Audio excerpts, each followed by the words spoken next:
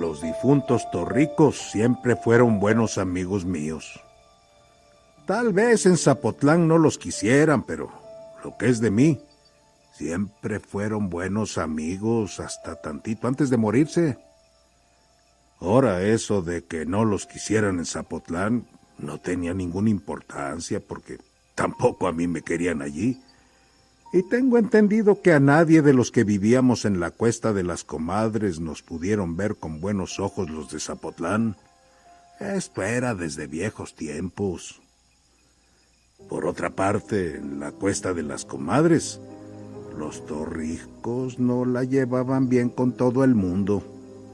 Seguido había desavenencias, y si no es mucho decir, ellos eran allí los dueños de la tierra y de las casas que estaban encima de la tierra, con todo y que cuando el reparto, la mayor parte de la Cuesta de las Comadres nos había tocado por igual a los 60 que allí vivíamos, y a ellos, los torricos, nada más un pedazo de monte con una mezcalera nada más, pero donde estaban desperdigadas casi todas las casas.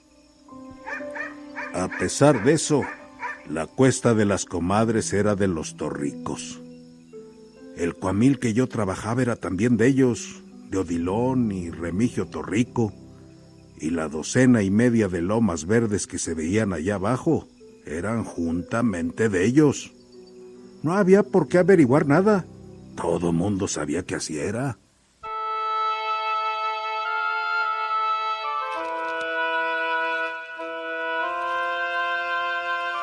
Sin embargo, de aquellos días a esta parte la Cuesta de las Comadres se había ido deshabitando.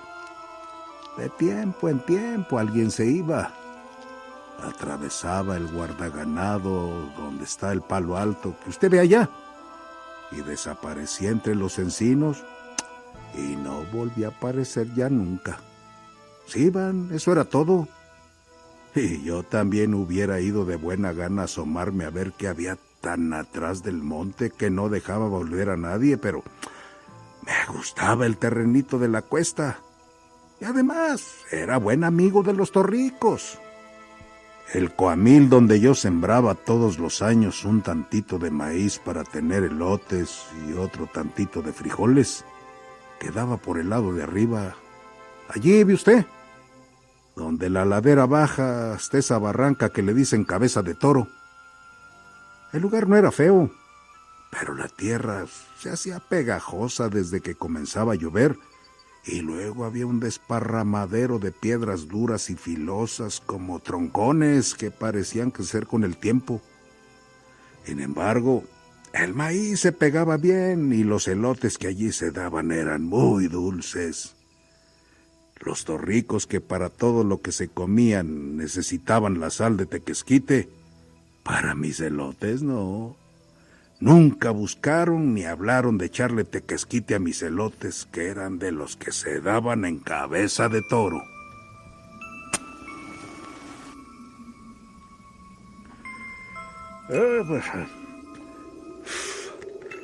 Con todo eso y con todo y que las lomas verdes de allá abajo eran mejores, la gente se fue acabando. No se iban por el lado de Zapotlán, sino por este otro rumbo, por donde llega cada rato ese viento lleno de olor de encinos y de ruidos del monte.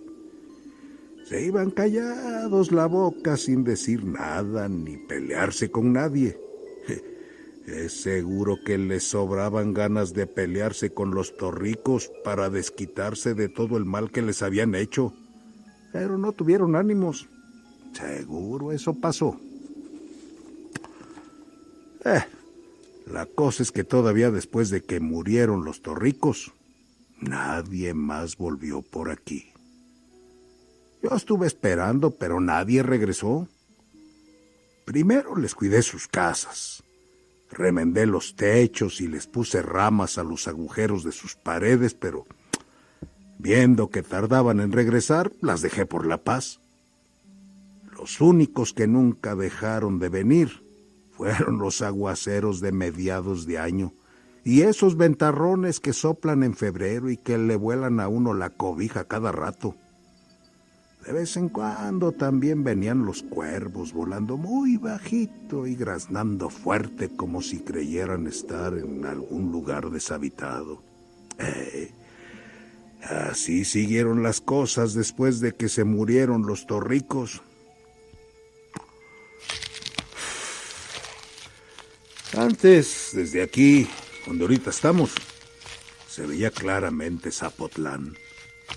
En cualquier hora del día y de la noche podía verse la manchita blanca de Zapotlán allá lejos.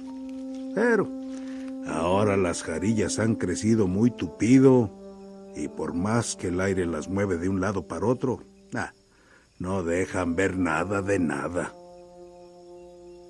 Me acuerdo de antes, cuando los Torricos venían a sentarse aquí también, y se sentaban acuclillados horas y horas hasta el oscurecer, mirando para allá, sin cansarse, como si el lugar les sacudiera sus pensamientos, o el mitote de ir a pasear a Zapotlán. Solo después supe que no pensaban en eso. Únicamente se ponían a ver el camino, aquel ancho callejón arenoso que se podía seguir con la mirada desde el comienzo hasta que se perdía entre los ocotes del cerro de la media luna.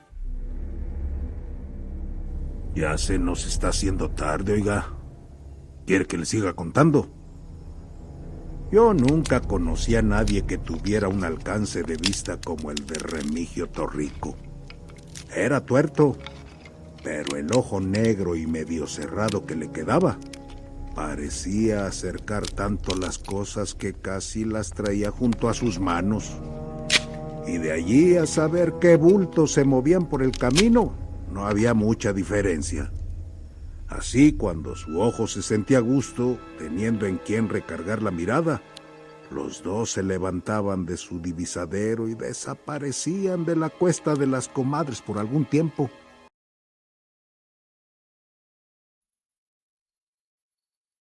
Eran los días en que todo se ponía de otro modo aquí entre nosotros. La gente sacaba de las cuevas del monte sus animalitos y los traía a amarrar en sus corrales. Entonces se sabía que había borregos y guajolotes, y era fácil saber cuántos montes de maíz y de calabazas amarillas amanecían asoleándose en los patios.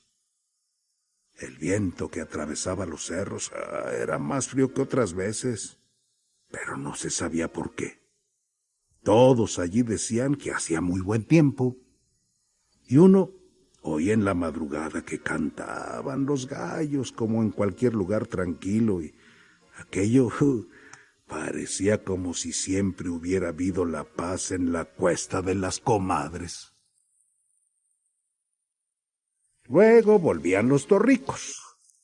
Avisaban que volvían desde antes que llegaran, porque sus perros salían a la carrera y no paraban de ladrar hasta encontrarlos. Y nada más por los ladridos. Todos calculaban la distancia y el rumbo por donde irían a llegar. Entonces la gente se apuraba a esconder otra vez sus cosas. Siempre fue así el miedo que traían los difuntos Torricos cada vez que regresaban a la cuesta de las Comadres.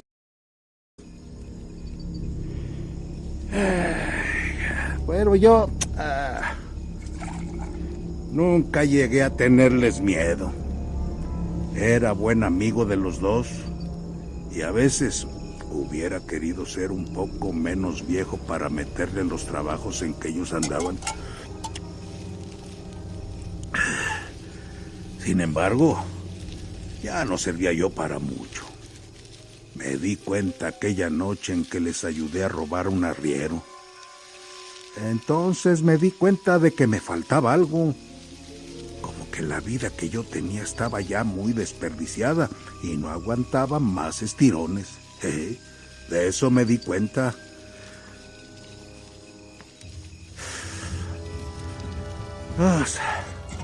Fue como a mediados de las aguas cuando los Torricos me convidaron para que les ayudara a traer unos tercios de azúcar. Yo iba un poco asustado. Primero porque estaba cayendo una tormenta de esas en que el agua parece escarbarle a uno por debajo de los pies.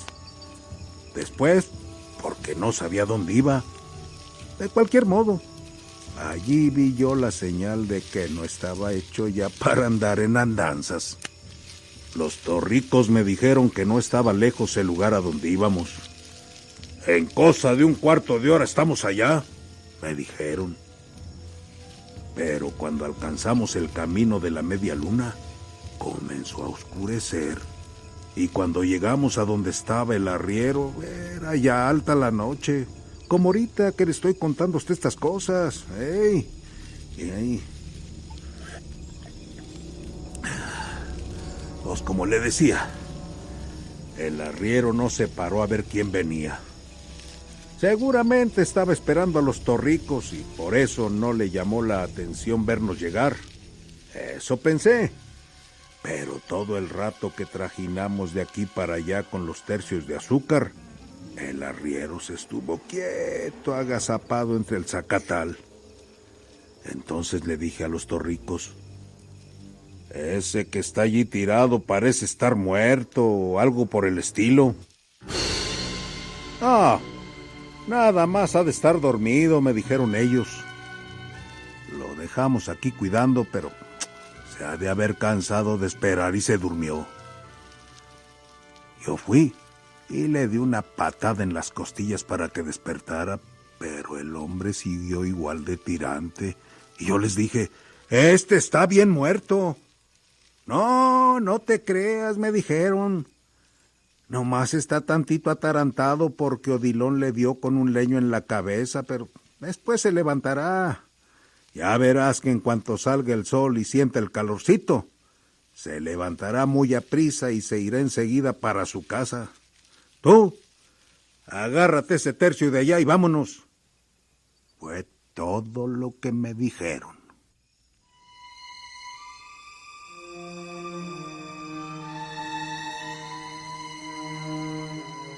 Ya por último, le di una patada al muertito y sonó igual que se le hubiera dado un tronco seco. Luego me eché la carga al hombro y me vine por delante. Los torricos me venían siguiendo.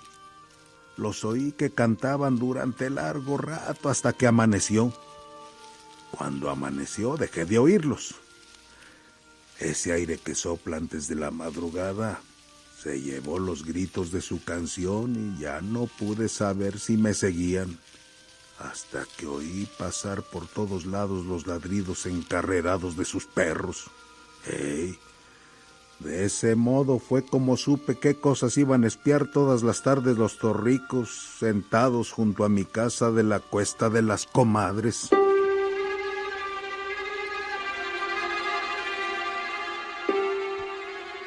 Oiga, si quiere y le paro. Ay, hijo. Ahora sí ya está entrada la noche y el frío está calando. Bueno, pues yo le sigo. Nomás deje, le pongo más mezcal a su café.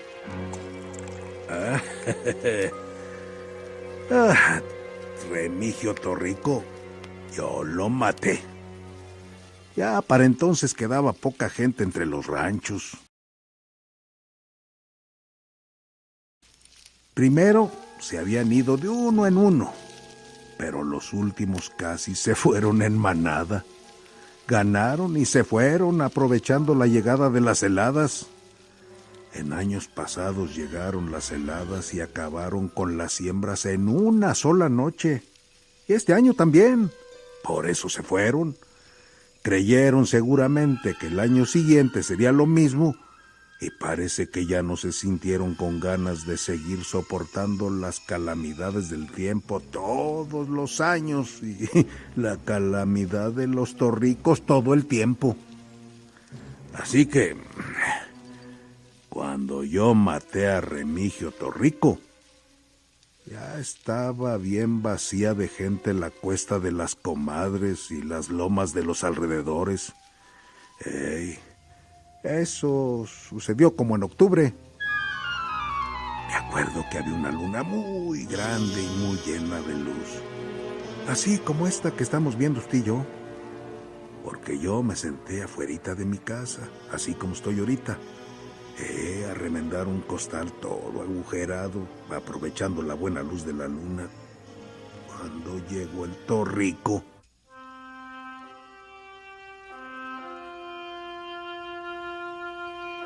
Ha de haber andado borracho.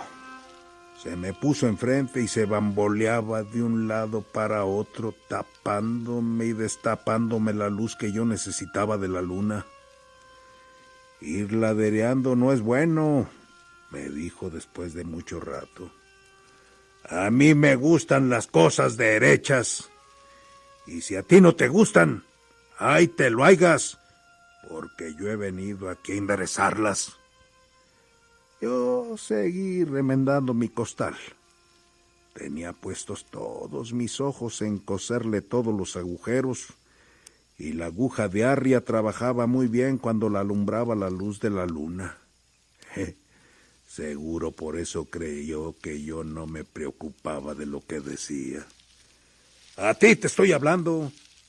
Bien sabes a lo que he venido, me gritó. Ahora sí, ya casi corajudo. Me espanté un poco cuando se me acercó y me gritó aquello casi a boca de jarro. Sin embargo, traté de verle la cara para ver de qué tamaño era su coraje y me le quedé mirando como preguntándole a qué había venido. Eso sirvió.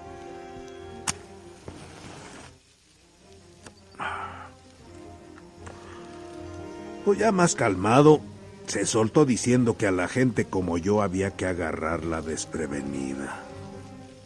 Se me seca la boca de estarte hablando después de lo que hicites, me dijo. Pero era tan amigo mío como tú, y solo por eso vine a verte, a ver cómo sacas en claro lo de la muerte de Odilon. Oh, lo oía ya muy bien. Dejé a un lado el costal y me quedé oyéndolo sin hacer otra cosa. Supe cómo me echaba a mí la culpa de haber matado a su hermano. Pero no había sido yo. Me acordaba quién había sido y yo se lo hubiera dicho, aunque parecía que él no me dejaría lugar para platicarle cómo estaban las cosas. Entonces él siguió diciéndome, Odilon y yo llegamos a pelearnos muchas veces.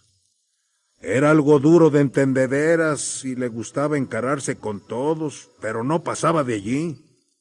Con unos cuantos golpes se calmaba. Y eso es lo que quiero saber. Si te dijo algo, o te quiso quitar algo, o qué fue lo que pasó.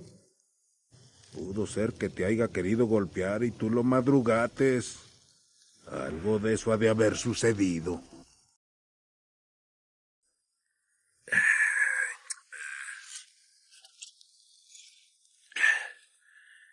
Yo sacudí la cabeza para decirle que no, que yo no tenía nada que ver.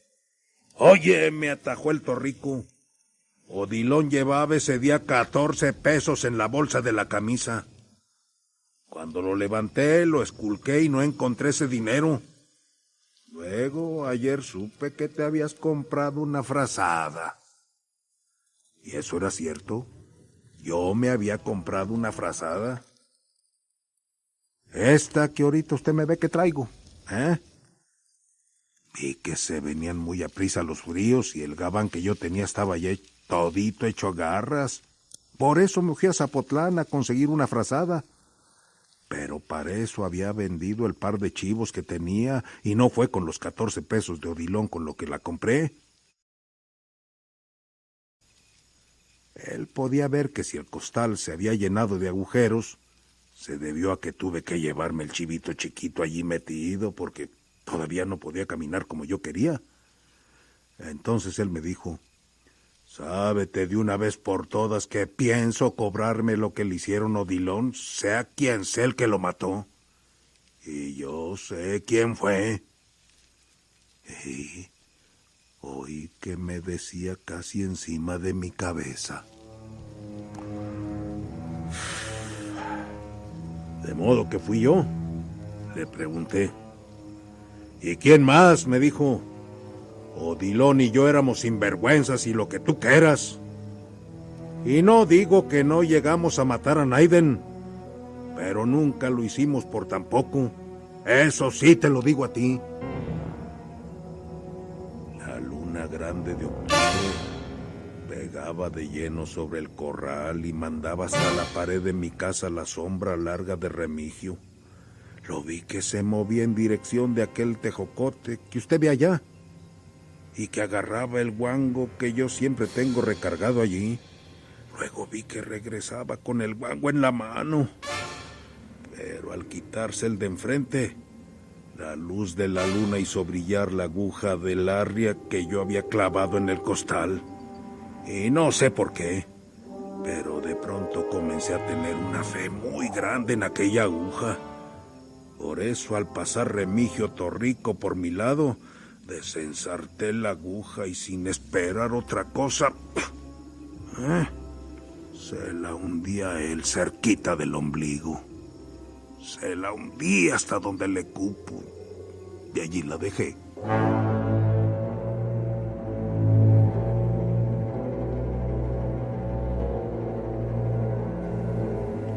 ¡Ey! Luego se engarruñó como cuando da el cólico y comenzó a calambrarse hasta doblarse poco a poco sobre las corvas y quedar sentado en el suelo todo entelerido y con el susto asomándosele por el ojo. Por un momento pareció como que se iba a enderezar para darme un machetazo con el guango, pero seguro se arrepintió o no supo qué hacer. Soltó el guango y volvió a engarruñarse. Nada más eso hizo. Entonces vi que se le iba entristeciendo la mirada como si comenzara a sentirse enfermo. Hacía mucho que no me tocaba ver una mirada así de triste. Me entró lástima.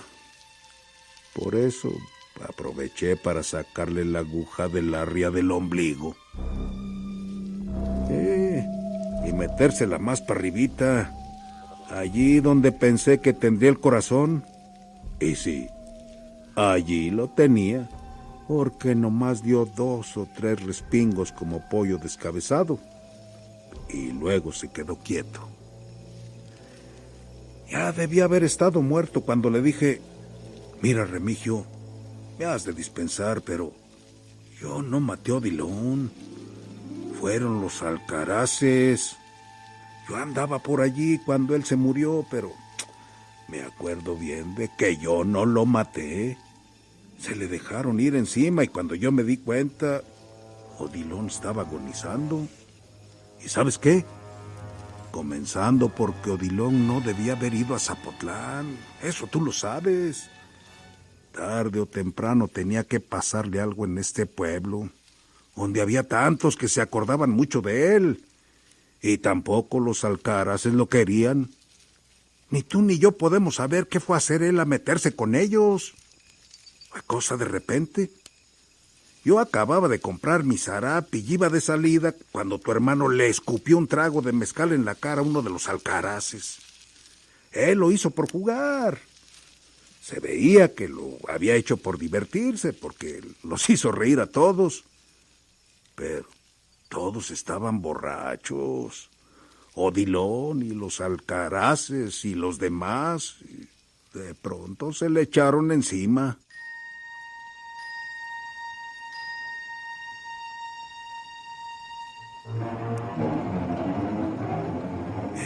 Sacaron sus cuchillos y se le apeñuscaron y lo aporrearon hasta no dejar de Odilon cosa que sirviera. De eso murió. Como ves, Remigio, yo no fui el que lo mató. Quisiera que te dieras cabal cuenta de que yo no me entrometí para nada.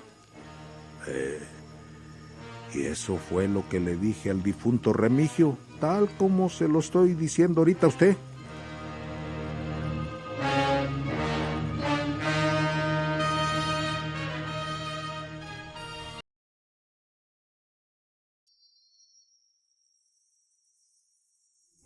Luego ya la luna se había metido del otro lado de los encinos cuando yo regresé aquí a la cuesta de las comadres con la canasta piscadora vacía. Antes de volverla a guardar, le di unas cuantas zambullidas en el arroyo para que se le enjuagara la sangre. Yo le iba a necesitar muy seguido y no me hubiera gustado ver la sangre de Remigio a cada rato.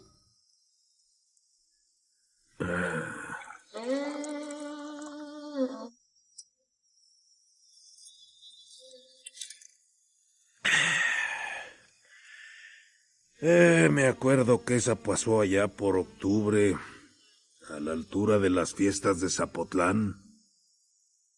Y digo que me acuerdo que fue por esos días porque en Zapotlán estaban quemando cohetes, mientras que por el rumbo donde tiré a Remigio se levantaba una gran parvada de sopilotes cada tronido que daban los cohetes.